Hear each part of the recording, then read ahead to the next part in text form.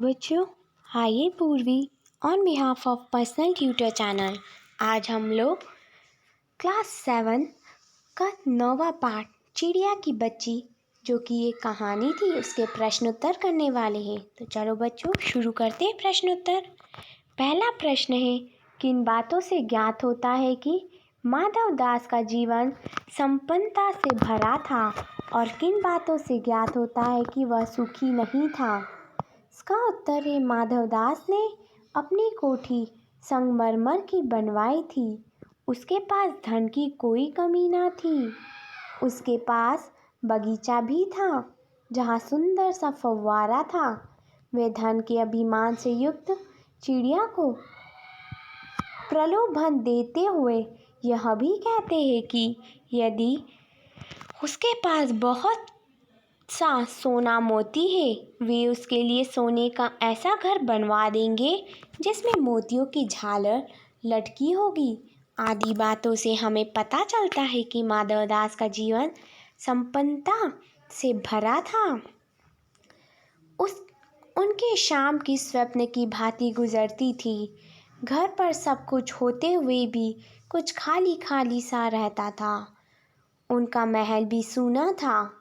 वहाँ कोई ऐसा नहीं था जिसे देखकर उनका दिल बहले या जिससे वे अपनी मन की बात कह सके। उनका मन अक्सर उदास रहता था। चिड़िया को देखकर उसे अपने पास रोकने के लिए तरह तरह का प्रलोभन देना आदि बातों से पता चलता कि संपन्न होने के बावजूद माधवदास सुखी नहीं थे। दूसरा प्रश्न है, माधवदास क्यों बार बार चिड़िया से कहता है कि यह बगीचा तुम्हारा ही है। क्या माधवदास निस्वार्थ मन से ऐसा कह रहा था? स्पष्ट कीजिए। इसका उत्तर है, माधवदास का बार बार चिड़िया से यह कहना कि यह बगीचा तुम्हारा ही है यह दर्शाता है कि उन्हें वह चिड़िया बड़ी प्यारी लगी, अतः वे उस चिड़िया को अपने पास ही रखना चाहते थे। माधवदास ने यह कथन पूरी तरह से निस्वार्थ मन से नहीं कहा था, क्योंकि चिड़िया को देखने के पश्चात अब वे उस चिड़िया को अपने बगीचे में मन बहलाव और आत्मसंतुष्टि के लिए रखना चाहते थे। तीसरा प्रश्न है, माधवदास के बार बार समझाने पर भी चिड़िया सोने के पिंजरे और सुख सुविधा को कोई महत्व नहीं दे रही थी। दूसरी तरफ माधवदास की नज़र में चिड़िया की जिद का कोई तुक नहीं था। माधवदास और चिड़िया के मन भावों के अंतर क्या थे? अपने शब्दों में लिखिए। इसका उत्तर है, चिड़िया और माधवदास के मनोभावों के में मुख्य अंतर भावनात्मक सुख और भौतिक सुख का था। एक तरफ माधवदास के लिए धन संपत्ति से बढ़कर जीवन में कुछ नहीं था। उन्हें यह विश्वास था कि वह धन से कुछ भी खरीद सकते हैं, परंतु दूसरी तरफ चिड़िया के लिए ये सारी सुख सुविधा व्यर्थ थी। उसके लिए अपनी माँ की गोद से पराया कुछ नहीं था। इसी कारण चिड़िया जहाँ माधवदास के बार बार समझाने पर भी सोने के पिंजरे और सुख सुविधा को कोई महत्व नहीं दे रही थी, वहीं दूसरी ओर धन को ही सर्वोपरि समझने के कारण माधवदास को चिड़िया के घर जाने की जिद बेतुकी लग रही थी। अब चौथा प्रश्न है, कहानी के अंत में नन्ही चिड़िया का सेठ के नौकर के पंजे से भाग निकलने की बात पढ़कर तुम्हें कैसा लगा?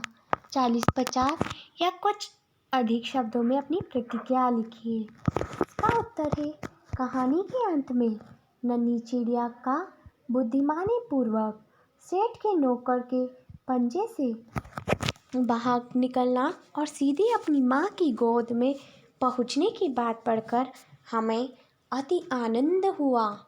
यदि इस कहानी का सुखद अंत ना होता तो जीवन भर नन्ही चिड़िया को सेठ की कैद में अर्थात पिंजरे में रहना पड़ता। वह कभी स्वच्छंदता की उड़ान ना भर पाती और अपनी माँ से मिलने के लिए तरस जाती। अतः नन्ही चिड़िया का लालच में ना फंसना और सुरक्षित भाग निकलना यह भी बताता है कि स्वतंत्रता से बहुमूल्य कुछ भी नहीं है। परतंत्र रहकर मिलने वाला समस्त सुख उसके आगे व्यर्थ है। पांचवा प्रश्न है, माँ मेरी बाट देखती होगी। नन्ही चिड़िया बार बार इस बात को कहती है। आप अपने अनुभव के आधार पर बताइए कि हमारी ज़िंदगी में माँ का क्या महत्व है। इसका उत्तर है, कहते हैं ईश्वर साक्षात दिखाई नहीं देता, इसलिए धरती पर माँ को भेजा, जो हर मुश्किल घड़ी में हमारे साथ रहती है। किसी भी व्यक्ति के जीवन में उसकी माँ का होना किसी अनुपम वरदान से कम नहीं होता। एक बच्चे के लिए उसकी माँ की अहमियत दुनिया में सबसे अधिक होती है। वे न केवल बच्चे को जन्म देती है, बल्कि उसका सही ढंग से पालन पोषण करती है और अच्छे संस्कार देती है। वही बच्चे की पहली दोस्त और अध्यापक भी होती है। माँ बिना कुछ कहे मन की बात जान जाती है। आप कहीं भी चले जाए, कितने ही बड़े क्यों ना हो जाए, लेकिन आपको जो आत्मिक सुकून अपनी माँ के पास मिलता है, उसका वर्णन शब्दों में नहीं किया जा सकता। छठा प्रश्न है, इस कहानी का कोई और शीर्षक देना हो तो आप क्या देना चाहोगे और क्यों? इसका उत्तर है, इस कहानी के लिए हम अन्य शीर्षक सच्चा सुख दे सकते हैं, क्योंकि यहाँ पर जीवन में सच्चा सुख क्या होता है वह एक छोटी सी चिड़िया के माध्यम से बताया गया है। अन्य शीर्षक बुद्धिमान चिड़िया भी हो सकता है, क्योंकि अपनी चालाकी से उसे संकट से मुक्ति मिली।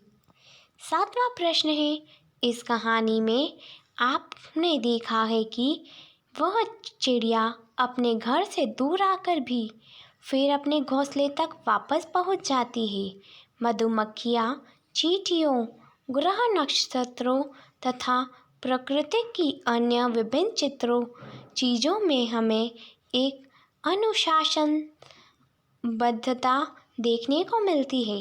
इस तरह के स्वाभाविक अनुशासन का रूप आपको कहाँ कहाँ देखने को मिलता है, उदाहरण देकर बताइए।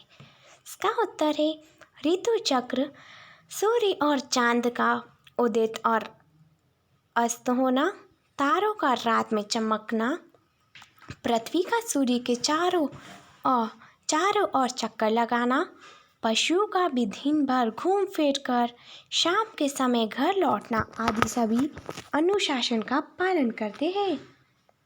आठवां प्रश्न है, सोचकर लिखिए कि यदि सारी सुख सुविधा देकर एक कमरे में आपको सारे दिन बंद रहने को कहा जाए तो क्या आप स्वीकार करेंगे? आपको अधिक प्रिय क्या होगा, स्वाधीनता या प्रलोभनी वाला पराधीनता? ऐसा क्यों कहा जाता है कि पराधीन व्यक्ति को सपने में भी सुख नहीं मिल पाता? नीचे दिए गए कारणों को पढ़कर अपने विचार लिखें। कह दे रखा है, क्योंकि किसी को पराधीन बनाने की इच्छा रखने वाला व्यक्ति स्वयं दुखी होता है, वह किसी को सुखी नहीं कर सकता। ख दे रखा है, क्योंकि पराधीन व्यक्ति सुख के सपने देखना ही नहीं चाहता। ग दे रखा है, क्योंकि पराधीन व्यक्ति को सुख के सपने देखने का भी अवसर नहीं मिलता। इसका उत्तर है, सारे सुख सुविधा मिलने पर भी हम स्वाधीनता ही स्वीकार करेंगे, ना कि प्रलोभनों वाली पराधीनता। क्योंकि सुविधाएं कितनी भी क्यों ना मिल जाए, हम है तो किसी के अधीन। पराधीन व्यक्ति दूसरों के अधीन रहने के कारण आत्मिक सुख से सदा वंचित ही रहता है। भाषा की बात का 9वां प्रश्न, पाठ में पर शब्द के 3 प्रकार के प्रयोग हुए हैं। क, गुलाब की डाली पर एक चिड़िया आन बैठी। ख, किसी पर हिलाती थी। ग, पर बच्ची काँप काँप कर माँ की छाती से और चिपक गई। तीनों पर के प्रयोग 3 उद्देश्यों से हुए हैं। इन वाक्यों का आधार लेकर आप भी पर का प्रयोग कर ऐसे 3 वाक्य बनाएं जिनमें अलग अलग उद्देश्यों के लिए पर के उपयोग हुए हैं। जैसे पहला वाक्य है, जामुन के पेड़ पर तोता बैठा है। दूसरा है, उस मोर के पर कितने सुंदर है। तीसरा, राधा का रीना पर बहुत एहसान है। 10वां प्रश्न है, पाठ में तेने क्षण भर खुश करियो 3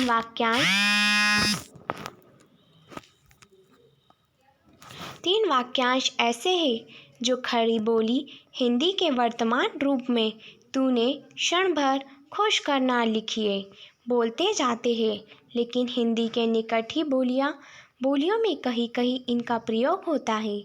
इस तरह की कुछ अन्य शब्दों की खोज कीजिए। उत्तर है, आइयो मतलब आओ, करियो मतलब करना, दियो मतलब देना। आई होप बच्चों कि आपको चिड़िया की बच्ची कहानी के सभी प्रश्नोत्तर के उत्तर मिल गए होंगे। यदि आपको किसी प्रश्न में कोई डाउट है तो मुझे जल्द से जल्द कमेंट करके बताएं। Thank you. Have a nice day.